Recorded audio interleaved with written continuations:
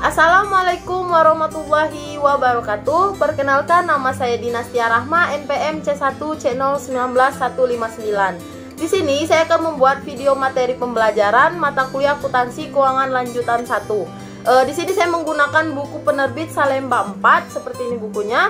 Kita akan membahas materi dari bab 1, bab 2, bab 3, bab 4, bab 5, dan bab 6. Yuk, kita saksikan bersama-sama video materi pembelajaran dari saya. Baiklah, pada bab pertama ini kita akan membahas materi tentang kombinasi bisnis.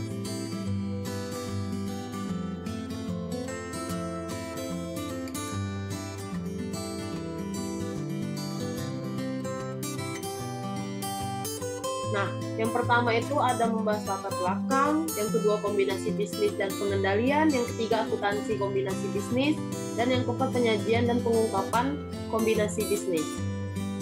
Kita masuk yang pertama, latar belakang. Di mana yang pertama itu ada membahas tentang motivasi. Perusahaan menjadi semakin besar akibat pertumbuhan dan perkembangan usaha. Perkembangan dapat terjadi melalui pertumbuhan organik dan anorganik. Pertumbuhan organik adalah pertumbuhan perusahaan secara natural akibat peningkatan skala usaha dan pendirian usaha baru. Keuntungan kombinasi bisnis yaitu keuntungan akhir kombinasi bisnis adalah diperolehnya imbal hasil yang lebih besar kepada pemegang saham dibanding pada saat entitas belum melakukan kombinasi bisnis. Sinergi dalam kombinasi bisnis tersebut sehingga jika nilai entitas itu tuh dibagi sebelum bergabung ke 5 dan 3, maka hasil kombinasi bisnis harus mampu menghasilkan lebih dari 8. Selanjutnya itu yang kedua ada tentang pengembangan bisnis. Pembentukan entitas baru dapat juga dilakukan melalui mekanisme spin-off atau pemisahan satu unit atau divisi perusahaan menjadi entitas anak tersendiri. Melalui mekanisme spin-off, setoran modal dari entitas induk berupa aset dari divisi tersebut yang dipisahkan. Lalu ada yang ketiga itu aspek dalam kombinasi bisnis. Kombinasi bisnis mampu mengekselerasikan pertumbuhan perusahaan sehingga dapat berkembang jauh lebih cepat dibandingkan jika melakukan pertumbuhan secara alami melalui peningkatan produksi dan skala usaha. Kombinasi bisnis akan menjadikan perusahaan besar sehingga struktur kepemilikannya menjadi rumit. Nah, selanjutnya itu ada jenis-jenis kombinasi bisnis, yaitu pertama strategi bisnis. Strategi bisnis itu ada terbagi menjadi 3. Integrasi vertikal adalah kombinasi bisnis dengan melakukan akuisisi entitas yang memiliki hubungan pemasok dan atau distribusi. Lalu yang kedua ada integritas horizontal, adalah kombinasi bisnis dengan melakukan akuisisi entitas yang menghasilkan produk jenis atau produk yang berkaitan. Yang terakhir itu ada konglomerasi, adalah kombinasi bisnis dengan melakukan akuisisi entitas yang tidak memiliki hubungan dengan entitas.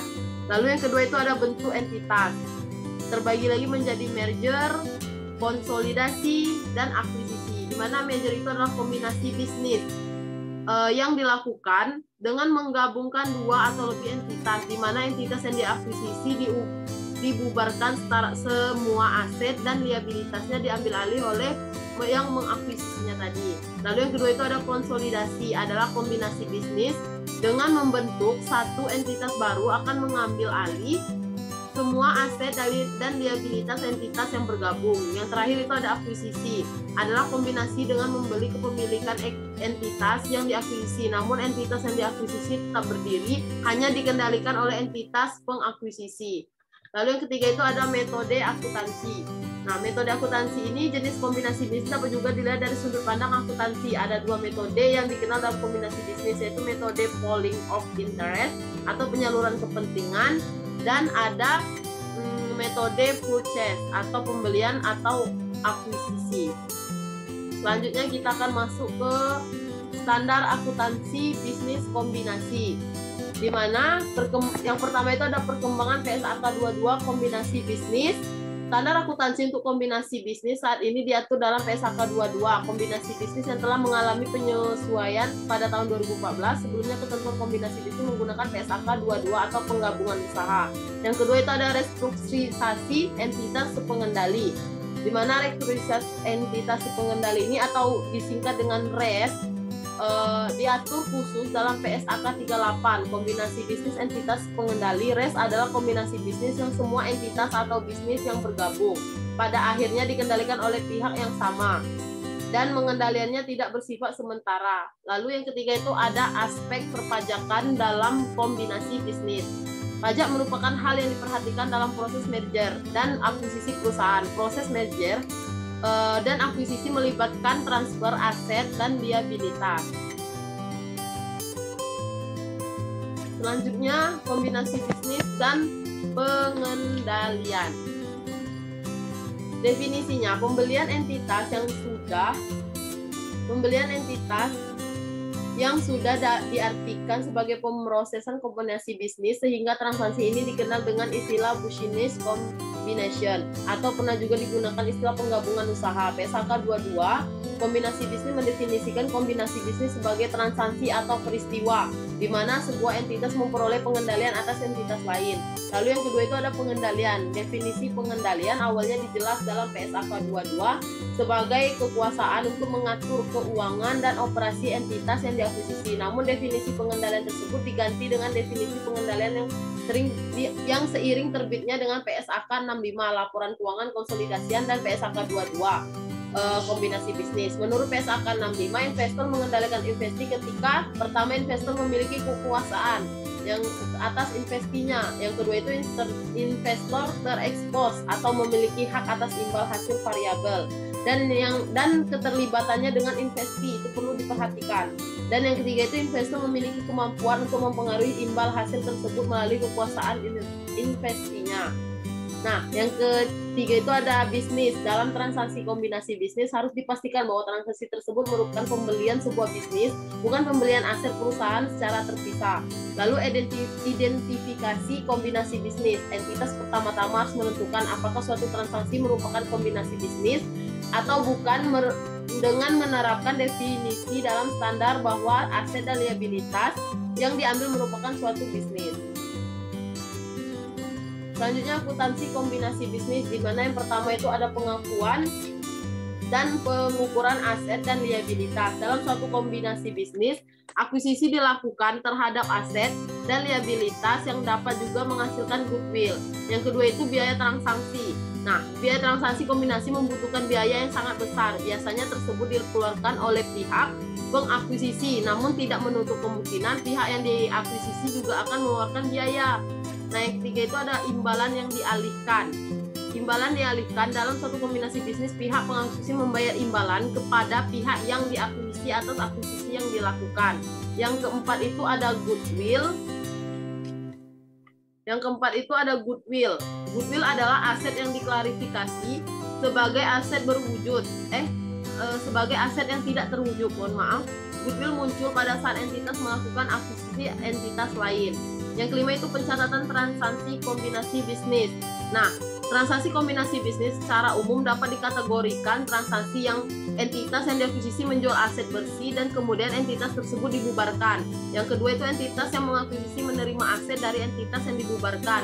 Yang ketiga entitas yang diakuisisi menjual aset namun entitas tidak dibubarkan. Yang keempat itu entitas yang mengakuisisi menerima aset dari entitas yang tidak dibubarkan. Dan yang terakhir entitas mengakuisisi kepemilikan entitas lain dan entitas tersebut tidak dibubarkan. Lalu yang keenam itu ada pembelian diskon. Nah, pada pembelian diskon ini, keuntungan atas pembelian diskon diakui dalam laporan laba rugi pengakuisisi pada tanggal akuisisinya tersebut.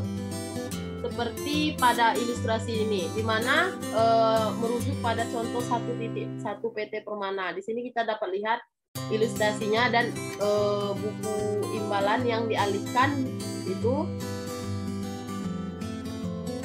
Lalu kita akan membahas tentang akuisisi bertahap, di mana akuisisi bertahap terjadi ketika proses akuisisi entitas tidak dilakukan sekaligus, tetapi sebelumnya entitas pengakuisisi memiliki kepemilikan pada entitas yang diakuisisinya. Lalu ada kombinasi bisnis tanpa penglihatan imbalan. Ketika investor memiliki investasi pada saham entitas lain yang awalnya tidak memiliki pengendalian, namun pengendalian dapat diperoleh tanpa adanya pengalihan imbalan.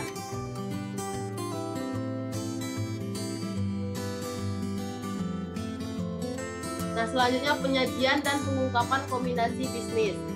Pada akuisisi aset bersih, merger dan konsolidasi, seluruh aset teridentifikasi dan liabilitas pihak yang diakuisisi langsung diakui secara individual pada tanggal akuisisi oleh pihak pengakuisisi pada nilai wajarnya. Nah, yang kedua itu ada tentang pengungkapan, di mana berdasarkan PSAK 22 penyesuaian 2014, pihak pengakuisisi mengungkapkan informasinya yang memungkinkan pengguna laporan keuangan agar dapat mengevaluasi sifat dan dampak keuangan kombinasi bisnis yang terjadi, baik selama periode pelaporan berjalan ataupun setelah akhir periode pelaporan. Tetapi sebelum tanggalnya penyelesaian laporan keuangan, pihak pengakuisisi juga mengungkapkan yang memungkinkan pengguna laporan keuangan dapat mengevaluasi dampak keuangan dari penyesuaian yang diakuisisi dari periode pelaporan berjalan yang berhubungan dengan kombinasi bisnis yang terjadi pada periode tersebut atau periode pelaporan sebelumnya. Nah, itu saja penjelasan saya dari materi bab 1 ini. Apabila saya ada salah, saya mohon maaf. Wabillahi taufiq wal hidayah. Wassalamualaikum warahmatullahi wabarakatuh.